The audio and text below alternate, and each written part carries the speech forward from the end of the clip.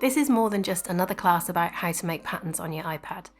It's about creating a workflow that will make the most of your time, allowing you to really enjoy the creative process and then fast forward through some of the more tedious steps.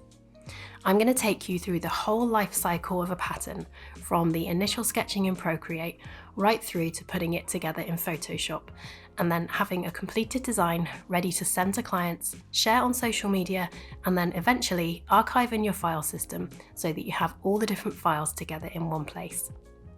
If we haven't already met, then hello, I'm Rebecca Flaherty, an artist with a big love for surface pattern design. I live here in the UK, where I've been working as a self-employed artist and designer for about 7 years now.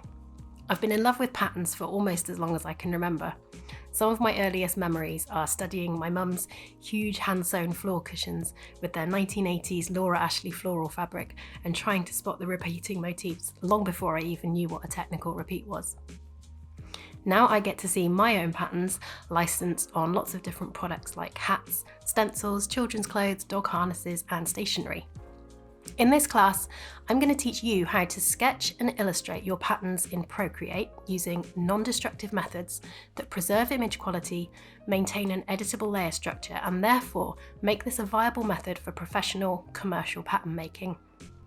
We'll look at how to use a diamond shape for your repeat so that you can keep the edges of your pattern inside the canvas in Procreate. All of our motifs will be intact and nothing is going to get cut in half on the edges of the canvas.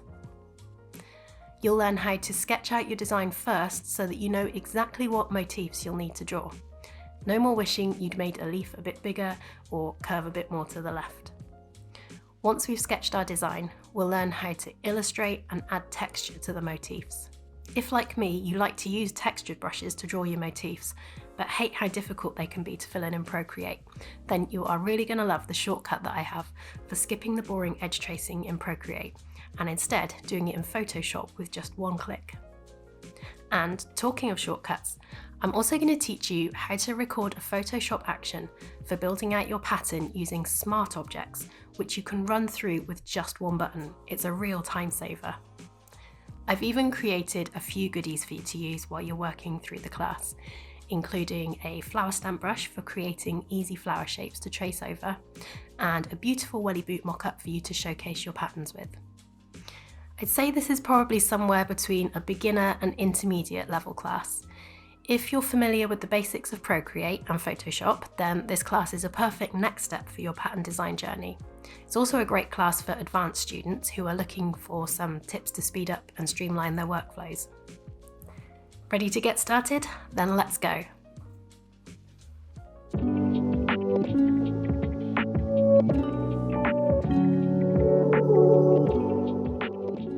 So, let's go over a bit of Pattern Design 101.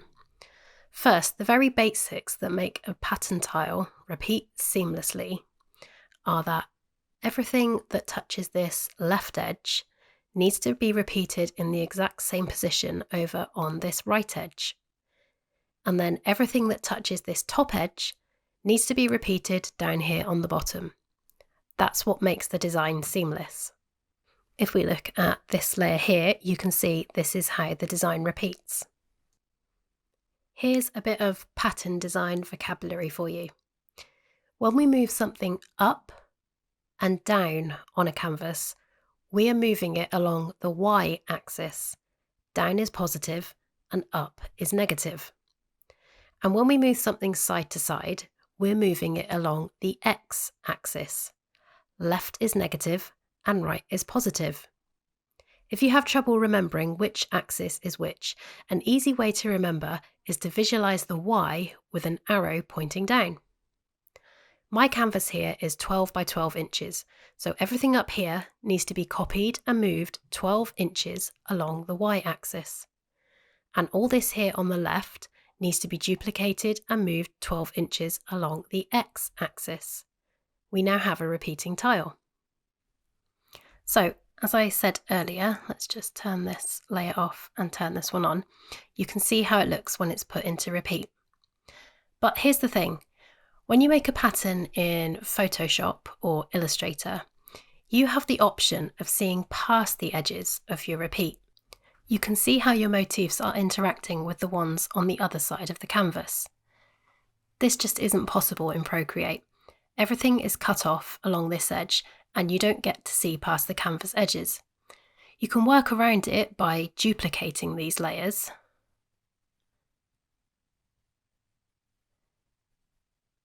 And then you can bring these edges into the middle, which would then allow you to fill any holes in your pattern that fell on the edges. But the problem with that is that when you start duplicating and transforming in Procreate, you can start to lose image quality. Some types of transformation are worse than others. Let's just undo this and take a look at what I mean. Let's have a look at this motif here. You can see I've got this nice textured edge where I've used the dry ink brush to draw it.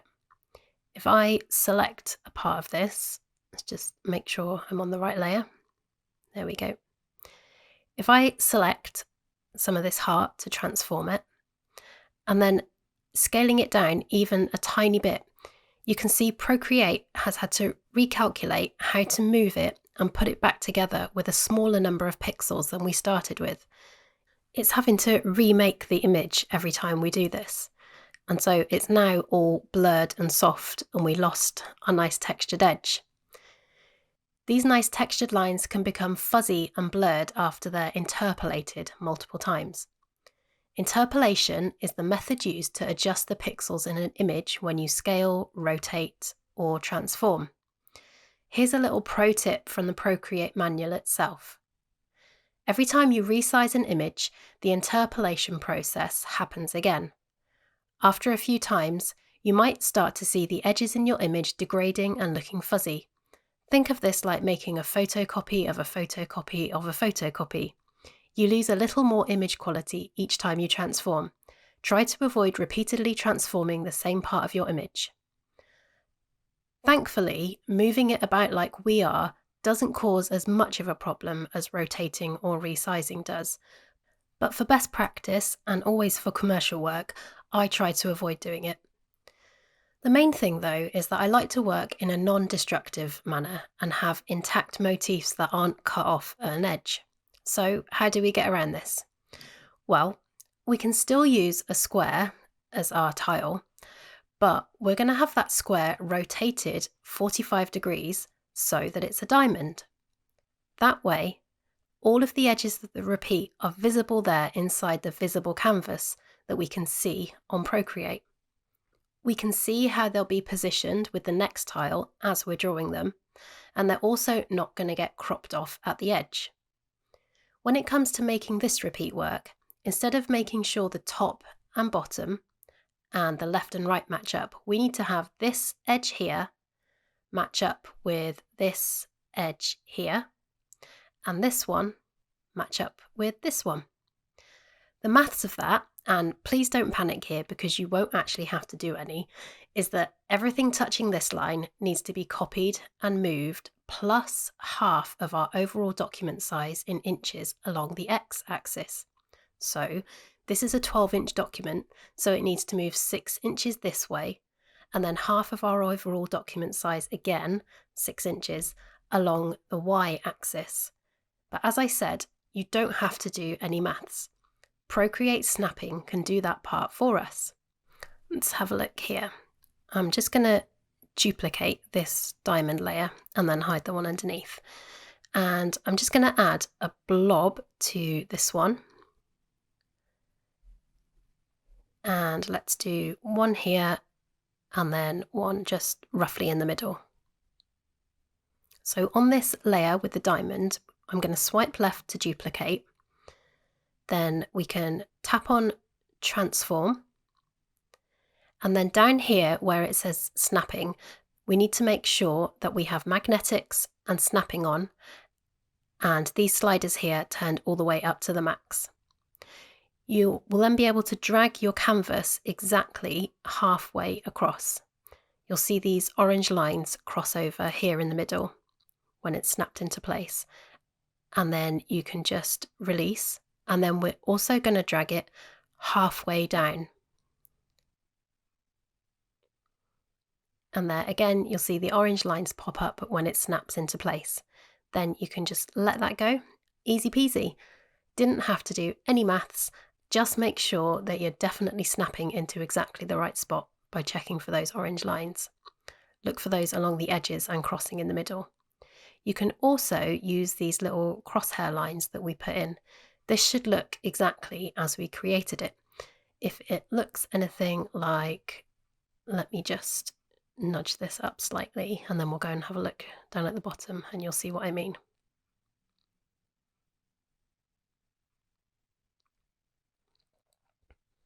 If you're seeing things like this, then you'll know that it's not snapped into the right position.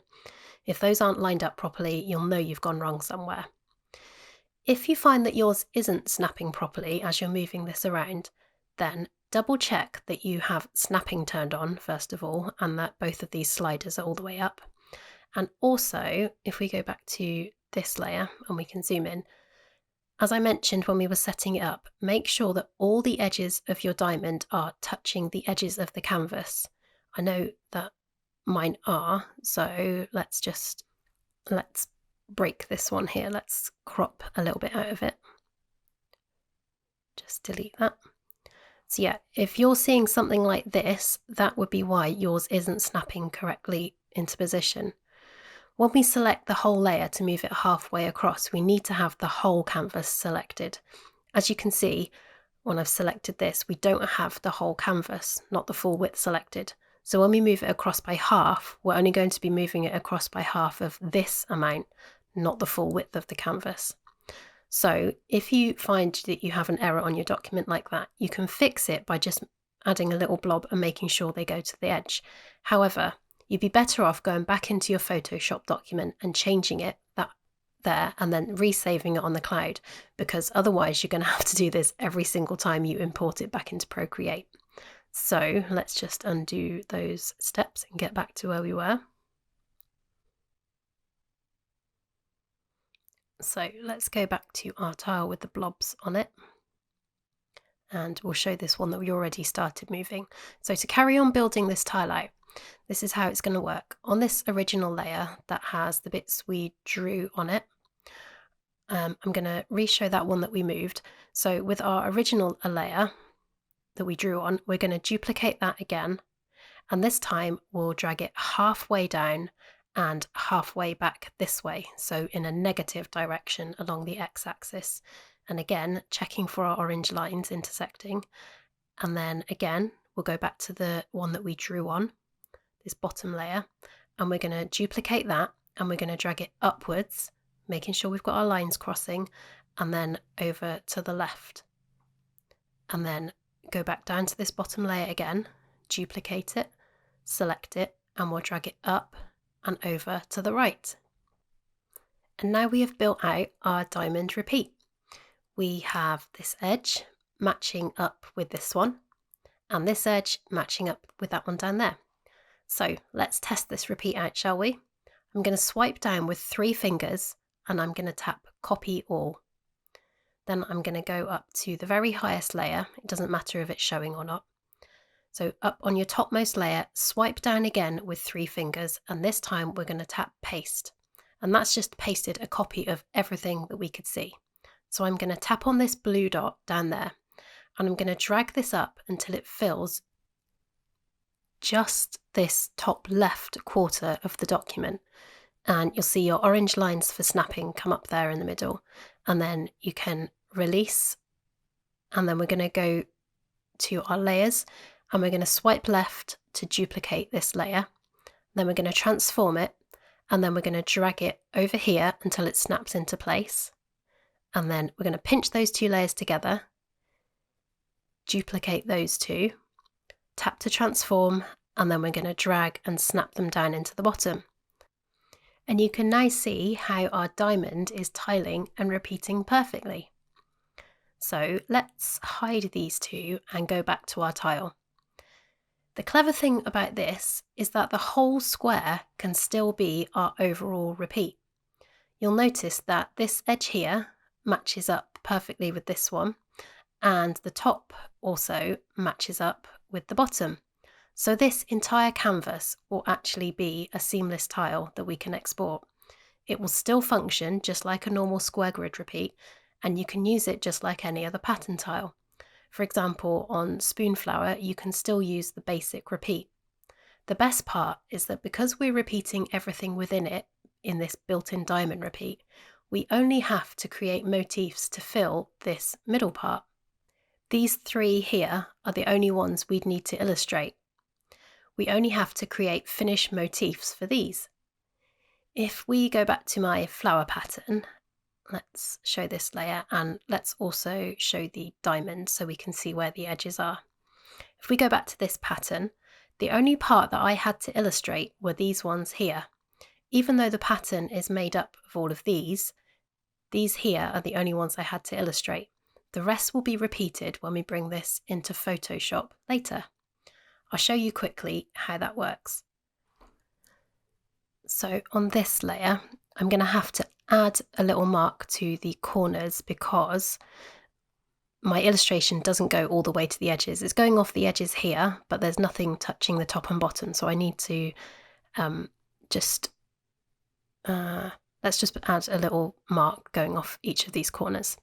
There we go. So now if we duplicate this layer, you can see how this section repeats in a diamond, just like we did with that test one, to fill out the rest of the tile. There we go. Just do this last one. So those parts in the middle, these ones here, are the only ones that we had to draw. Now, I know what you're thinking. I said that duplicating things was bad, and you're absolutely right, I did. But we're only going to be doing this duplicating for our sketch layer, and image quality isn't important for a sketch layer. With this method, we will sketch all our motifs first. Let me just find the original for this pattern somewhere hidden down here. Let's turn these layers off, turn this one back on, and let's find the sketch layer. I don't know if you can see that because it's in white. Let me just change the colours on those. There we go. Let's change those to blue. So there we go. This is the sketch layer for this pattern. And yeah, we're only going to be using this duplicating to work out the sketch layer. We'll sketch all our motifs first and figure out the layout for the pattern. Then we will illustrate them over the top afterwards. The rest will be duplicated in Photoshop using smart objects. Duplicating with a smart object in Photoshop preserves image quality, so it's perfect for building out patterns we've made starting this way in Procreate. We can even automate parts of the process. I know you must be excited to get started with some real pattern building now, but before we move on, I just have one more thing to set your minds at rest and say, in case you were wondering, this diamond here is only ever part of the sketch layer. You can see I have it here on my sketch. It's just to allow us to see the seams of our repeat and allow us to snap the edges when we transform. It won't show in the final pattern. So now you have the basics of how your pattern is going to repeat. Let's start designing it.